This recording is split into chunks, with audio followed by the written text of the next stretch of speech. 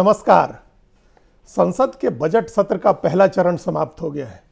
31 जनवरी को इसकी शुरुआत हुई थी और 13 फरवरी को पहले चरण की कार्यवाही समाप्त हुई और उसके बाद करीब एक महीने का अवकाश हो गया। अवकाश के बाद फिर बजट के प्रावधानों पर वित्त विधेयक के अलग अलग विभागों के हिसाब से उस पर चर्चा होगी और उन्हें पास किया जाएगा। वो दूसरा चरण होगा बजट सत्र का, जो 13 मार्च से शुरू होगा और 6 अप्रैल तक चलेगा।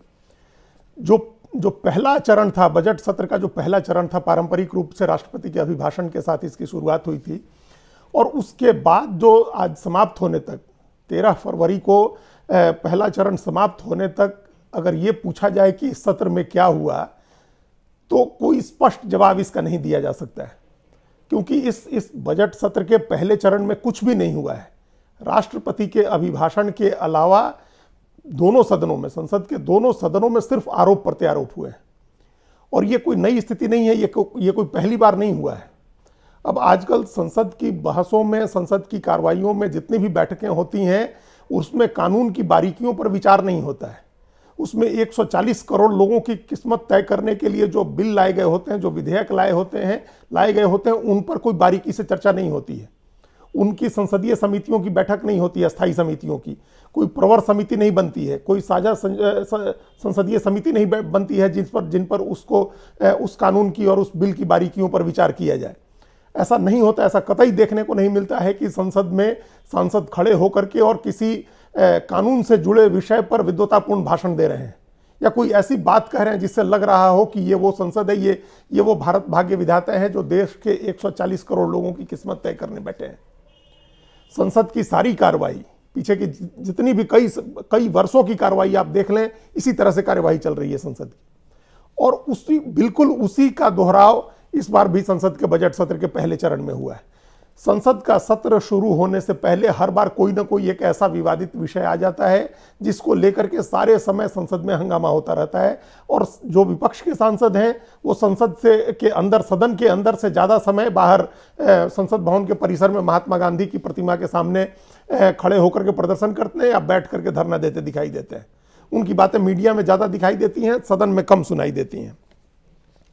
31 जनवरी को जिस दिन बजट सत्र की शुरुआत हुई, राष्ट्रपति का अभिभाषण हुआ, उससे कुछ ही दिन पहले 24 जनवरी को हिंडनबर्ग रिसर्च की एक रिपोर्ट आई थी। ये एक अमेरिकन संस्था है।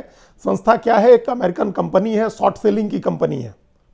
शॉर्ट सेलिंग का मतलब है कि शेयर बाजार में सट्टा लगाने वाली एक कंपनी है और उस कंपनी ने एक रिसर्च करके एक रिपोर्ट दी थी अदानी समूह की कथित गड़बड़ियों के बारे में, कि अदानी समूह ने किस तरह से अपने ही पैसे के जरिए अपनी कंपनियों के शेयर खरीदे, उनके भाव बढ़ाए और बढ़े हुए भाव पर अपने शेयर के अगेंस्ट में लोन लिया। तो ये एक पूरा घालमेल है जो शेयर बाजार का खेल होता है और कितनी बार इसके पहले पकड़ा जा चुका है। इस तरह की खबरें आई हैं। ऑफशोर कंपनियों को लेकर के कितनी खबरें आई हैं।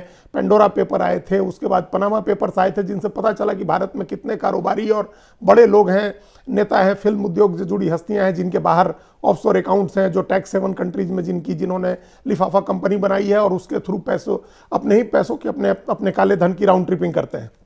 तो वो उस तरह की एक रिसर्च आई हिंडनबर्ग की अदानी समूह को लेकर के और सदन में पहला राष्ट्रपति के अभिभाषण के अगले ही दिन से इस बात को लेकर के इस बात पर हंगामा शुरू हो गया। शेयर बाजार में गिरावट हो रही थी हिंडनबर्ग की रिपोर्ट के आधार पर और उसके बाद हर दिन अदानी समूह को लेकर जो हिंडनबर्ग रिसर्च की जो रिपोर्ट आई थी उसकी जांच के लिए एक संयुक्त संसदीय समिति बनाने की मांग की जाती रही, या फिर अगर संयुक्त संसदीय समिति नहीं बनती है तो सुप्रीम कोर्ट के सीटिंग जज की देखरेख में एक जांच समिति बने जो इसकी जांच करे और वो नियमित मॉनिटरिंग हो उसकी और नियमित उसकी रिपोर्ट आए पार्लियामेंट के सामने। इस मांग को लेकर के कांग्रेस और दूसरी अन्य विपक्षी पार्टियां लगातार हंगामा करती रहीं। लेकिन अब चूंकि एक पार्लियामेंट की एक परंपरा है संसद की कि जो पहला सत्र होगा साल का, जो राष्ट्रपति के अभिभाषण से शुरू होगा, उसमें राष्ट्रपति के अभिभाषण पर सरकार की ओर से एक धन्यवाद प्रस्ताव पेश होगा और उस धन्यवाद प्रस्ताव पर चर्चा करके उसको पास कराया जाएगा। ये एक परंपरा है।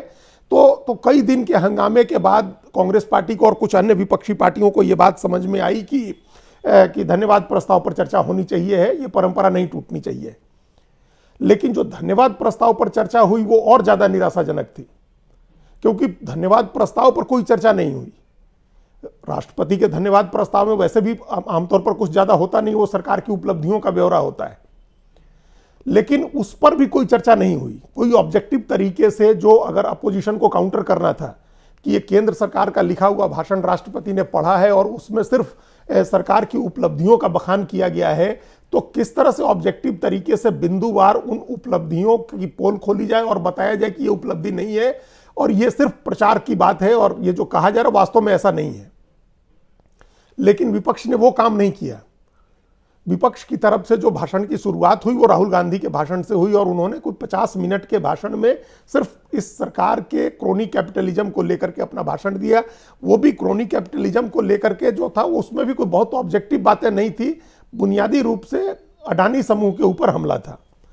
वो बार बार ये साबित करने की कोशिश कर रहे थे कि वो काफी समय से ये बात कह रहे हैं कि अदानी समूह के शेयरों में गड़बड़ी हो रही है, शेयरों के भाव इन्फ्लेटेड हैं, ओवर लीवरेज्ड है कंपनी, उसको जरूरत से ज्यादा कर्ज दिया गया है और सरकार ने नियमों को ताक पर रख के उसे ठेके दिए हैं।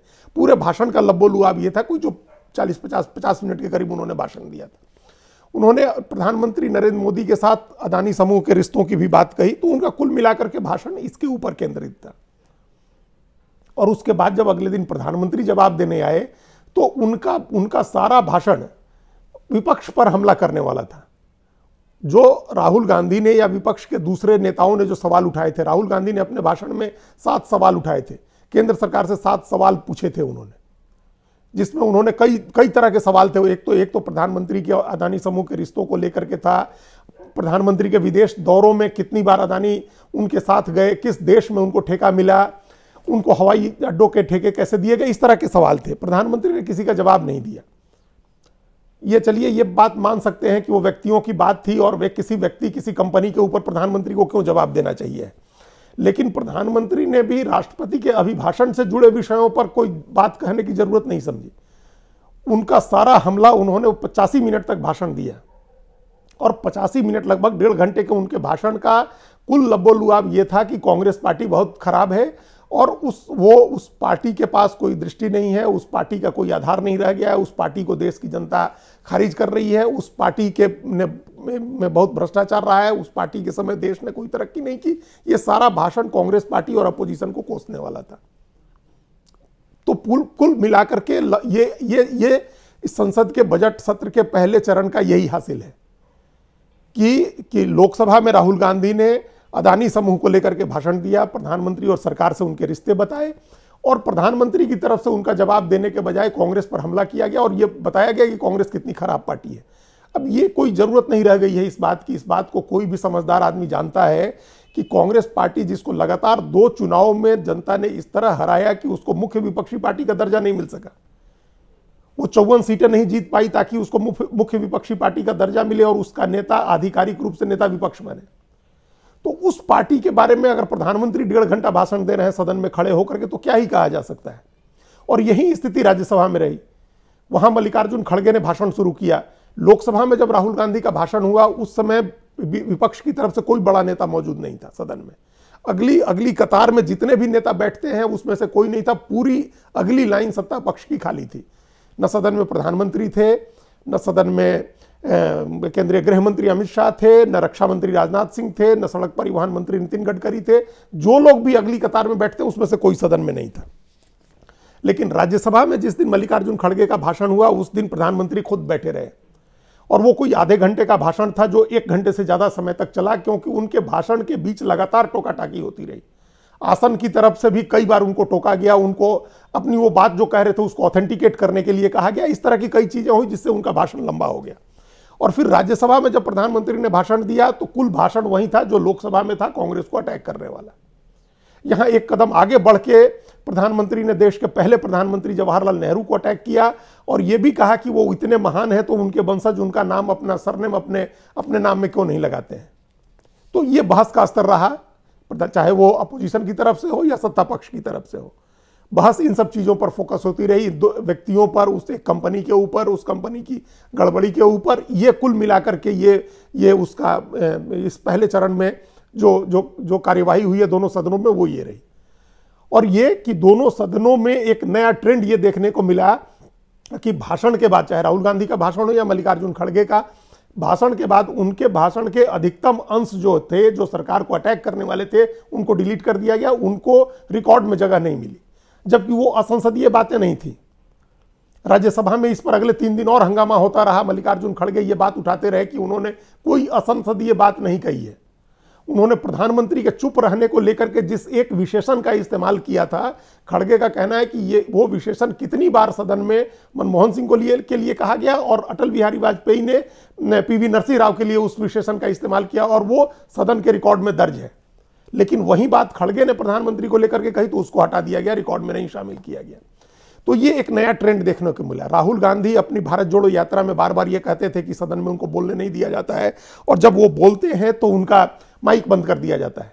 तो इस बार उनके 50 मिनट के भाषण के बाद स्पीकर ने कहा कि आज आपका माइक तो बंद नहीं हुआ, आपको बाहर ये नहीं कहना चाहिए कि माइक बंद कर दिया जाता है। लेकिन माइक चालू ही रहने का क्या फायदा हुआ जब अगले दिन ये पता चला कि उनके भाषण के अधिकतर अंश रिकॉर्ड से हटा दिए गए, पार्लियामेंट के रिकॉर्ड में नहीं दर्ज किए गए, जबकि वो कोई असंसदीय बात नहीं थी। तो ये एक नया ट्रेंड देखने को मिला है इस सदन के इस बार जो पहला सत्र जो हो रहा है और उसका जो पहला चरण है। अभी कोई 35 बिल ऐसे हैं जो राज्यसभा और लोकसभा में पेंडिंग है, जिनको पेश किया जाना है, जिनको पास किया जाना है। तो पहले चरण में तो इसकी कोई संभावना नहीं थी। अब दूसरे चरण में जब बजट के प्रावधानों पर विचार होगा, बातचीत होगी, तब हो सकता है ये बिल उस समय पेश किए जाए। लेकिन कुल मिलाकर के लब्बो-लुआब यह है कि पार्लियामेंट जो कानून बनाने की जगह है, जहां 140 करोड़ लोगों की किस्मत तय करने वाली चीज़ों पर विचार विमर्श होना चाहिए है, वहां ऐसा कुछ नहीं होता है। वहां कोई धीर गंभीर बहस नहीं होती है, वहां कोई ऐसी बात, नए आइडियाज़ पर चर्चा नहीं होती है। ये पार्टी के जो सत्ता पक्ष के लोग हैं वो अपनी पार्टी के व्हिप से इस तरह से बंधे होते हैं कि वो किसी भी चीज़ पर सवाल नहीं उठा सकते हैं। अगर सवाल उठाएंगे तो उनके खिलाफ व्हिप के तहत कार्रवाई हो जाएगी, और जो विपक्ष में है उसको सत्ता पक्ष की हर बात का विरोध करना होता है। उसे कोई भी बात ऑब्जेक्टिव नहीं दिखती है, कोई भी बात फेयर नहीं दिखती है। तो अब ये भारतीय संसद की स्थिति है 75 साल के बाद, अमृत वर्ष में, अमृत काल जो चल रहा है उसमें ये संसद की स्थिति है कि आइडियाज़ पर विचार नहीं होता है, कानून की बारीकियों पर विचार नहीं होता है, विधेयकों पर विस्तार के साथ चर्चा नहीं होती है, कोई विद्वतापूर्ण भाषण सुनने को नहीं मिलता है। अभी ये ध्यान नहीं आ रहा है कि पिछले कितने वर्षों में किसी ने कोई विद्वतापूर्ण ऐसा भाषण दिया हो जिसको याद रखा जाए। तो ये कुल मिलाकर के एक मुद्दे पर हंगामा करते हुए, सदन से वॉकआउट करते हुए, उल जलूल टाइप के भाषण करते हुए संसद के बजट सत्र का पहला चरण समाप्त हो गया है। अब दूसरे चरण में देखना है कि ये उस समय तक ये मुद्दा चलता है या कोई दूसरा मुद्दा आ जाता है जिस पर दूसरे सदन की कार्रवाई स्थगित रहती है। धन्यवाद।